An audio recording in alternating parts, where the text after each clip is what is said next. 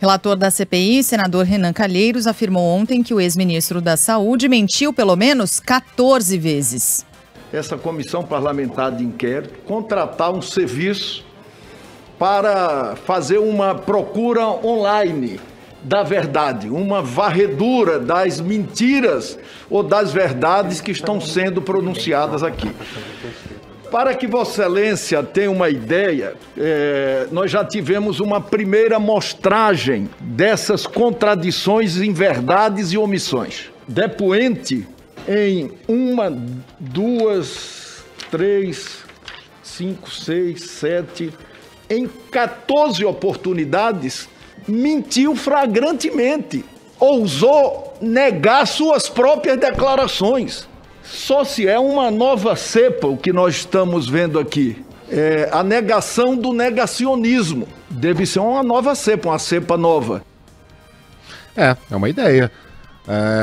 Lá nos Estados Unidos, as TVs americanas passaram a utilizar agências de checagem de fatos em tempo real nos debates que eram realizados nas primárias e entre os candidatos à presidência. Essa moda pegou aqui no Brasil na eleição de 2018. 2018 teve eleição? É isso, né? Enquanto a gente promovia, por exemplo, na Band o nosso debate, imediatamente iam saindo ali os vereditos, né, dos checadores para as verdades e mentiras que eram ditas pelos candidatos. Por que não um mecanismo parecido numa CPI? O que não falta é dinheiro no Congresso, né? Ali o dinheiro abunda. Contratar uma equipe de checagem não seria exatamente um gasto monumental e faria muito bem, até para economizar o tempo e, portanto, o dinheiro da Comissão Parlamentar de Inquérito. Quando é que o senhor soube da situação em Manaus? Eu soube no dia 10. Não. Tá aqui, ó. Reportagem de jornais lá do Amazonas já falavam sobre a falta de oxigênio, a iminente catástrofe no estado no dia 6. E no dia 8 houve aqui um telefonema e um ofício enviado ao Ministério da Saúde avisando sobre o que estava acontecendo. É uma grande ideia, porque os ex-ministros do governo têm mostrado uma disposição incrível de mentir para proteger a pele do presidente. Isso não é opinião, isso é fato. O Pazuello teve a audácia de, no primeiro dia do seu depoimento, ao ser confrontado com a sabotagem clara e registrada do presidente Bolsonaro à Coronavac, ter dito basicamente que a palavra do presidente não deve ser levada a sério. Que ele fala as coisas para a internet, mas que isso não tem respaldo e lastro na realidade. Né? É uma mentira facilmente verificável, como foi verificada.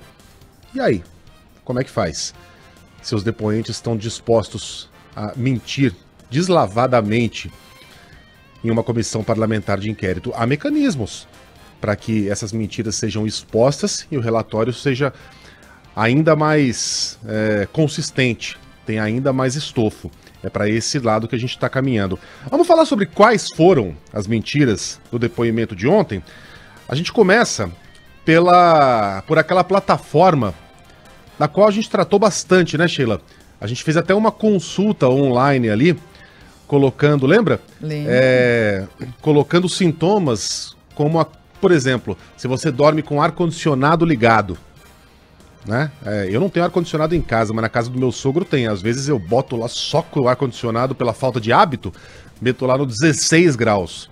Aí você acorda com a garganta raspando. A gente foi até esse aplicativo, colocou sintomas, garganta raspando. O aplicativo recomendava que a gente tomasse um coquetel gigantesco de remédios, sem nem perguntar a nossa idade, né? Isso era recomendado até para criança. Uma irresponsabilidade criminosa. Sobre essa plataforma, Pazuello disse que o site foi hackeado. Coloca aí. Naquele dia que foi apresentado e foi feita o roubo dessa plataforma, e foi feito um BO. Foi feito o quê? O roubo? Foi roubado. Foi roubado? Foi. E foi feito... Ele foi retirado, foi hackeado, puxado por um cidadão. Existe um boletim de ocorrência, uma investigação que chega nessa pessoa. Ele foi descoberto, ele pegou esse diagnóstico, alterou com dados lá dentro e colocou na rede pública. Quem colocou foi ele, tem todo o boletim de ocorrência, eu vou disponibilizar. Essa é mais uma revelação da CPI. Isso aí porque é pra esconder até hoje, a publicidade. senador Omar, nem o povo amazonense, nem o povo brasileiro sabia que uma plataforma, um programa, um software que deveria ser para tratamento, ele foi hackeado. foi roubado, hackeado, manipulado no estado do Amazonas. Mais uma razão para que nós possamos explicar o que aconteceu. No dia que nós descobrimos que ele foi hackeado, eu mandei tirar do ar imediatamente. Quem nunca, né? Quem nunca escreve uma bobagem na internet e depois fala, foi hacks. Só que a TV Brasil, sabe a TV Brasil? Aquela que os bolsonaristas chamavam de TV Lula, prometiam acabar com ela imediatamente no primeiro dia de governo. Aí o Bolsonaro sentou lá na cadeira da presidência e viu que era um ótimo negócio ter uma TV para chamar de sua. Hoje é a TV Bolsonaro. A própria TV Brasil fez uma reportagem sobre o Tratikov. O Tratikov foi criado para dar mais segurança aos profissionais de saúde. Ele facilita a coleta de dados e agiliza o tratamento. O médico preenche um questionário e em seguida recebe sugestões de procedimentos disponíveis na literatura científica. Segundo o Ministério da Saúde, a plataforma oferece autonomia ao profissional e ajuda no diagnóstico precoce da Covid-19. O governo lembra que o número de internações e mortes se reduz quando o tratamento começa mais cedo. Tá aí. É isso. Tá aí. Pazuello, segue. Bom, segundo Eduardo Pazuello, o aplicativo foi criado com a ajuda da secretária Mayra Pinheiro, que será ouvida na semana que vem. O presidente da CPI, Omar Aziz, afirmou que a população do Amazonas foi feita de cobaia e foi questionada pelo senador Flávio Bolsonaro. Tudo aquilo que poderiam ter feito com o povo do Amazonas e de Manaus para testar, para usar de cobaia, para ter experiência, foi feita lá, senador Eduardo. Inclusive, um suposto programa para supostamente identificar se você estava com Covid ou não. Presidente, me desculpa, mas não é cobaia. Como não? É uma tentativa. Como não? Onde é que foi feito em outro lugar, senador Flávio? É uma tentativa de melhorar o atendimento. Aonde foi feito, senador Flávio? Por que em Manaus? Porque Manaus foi o primeiro que sofreu por isso. Não, ela sofreu por isso, por, como disse, omissão, incompetência do governo, da prefeitura em relação ao que aconteceu. E questionou Eduardo Pazuello sobre o fato de a plataforma indicar medicamentos, inclusive para crianças e gestantes. Não teve só a apresentação do ministro lá, teve também da doutora Mayra. Que virá aqui. E que recomenda, o Ministério da Saúde recomendou o uso de cloroquina para crianças e gestantes. Não.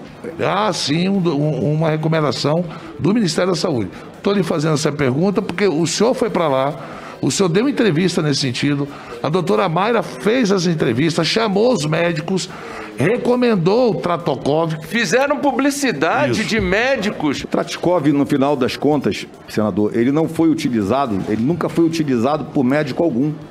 Ele não teve resultado, objetivo algum ao final e foi retirado. Ele foi descontinuado. Eduardo Pazuello também disse que a decisão de não intervir no Amazonas foi tomada pelo presidente Jair Bolsonaro depois de ouvir o governo do estado. O senador Eduardo protocolou para o senhor um pedido de intervenção federal na saúde do Amazonas. Pois não. O senhor falou aqui que ela não foi acatada por decisão da reunião... Da reunião interministerial, onde o governador foi chamado, apresentou a sua posição. Perfeito. E houve uma decisão nessa reunião de que não seria feita a intervenção. Me diga uma coisa, à luz da Constituição, quem é que decide intervenção? São os ministros ou o presidente da República? Não, o presidente da República estava presente. Ah, ele estava presente? Estava, então claro. ele decidiu, senador Eduardo, então ele decidiu que não tinha que intervir na saúde do Amazonas? Essa decisão foi feita nesta reunião. A gente tem mais informações sobre esse assunto porque o governo do Amazonas rebateu acusações de Manaus. Quem tem os detalhes é a Samara Souza. O governo do Amazonas afirma que o estado nunca recusou qualquer tipo de ajuda relacionada às ações de enfrentamento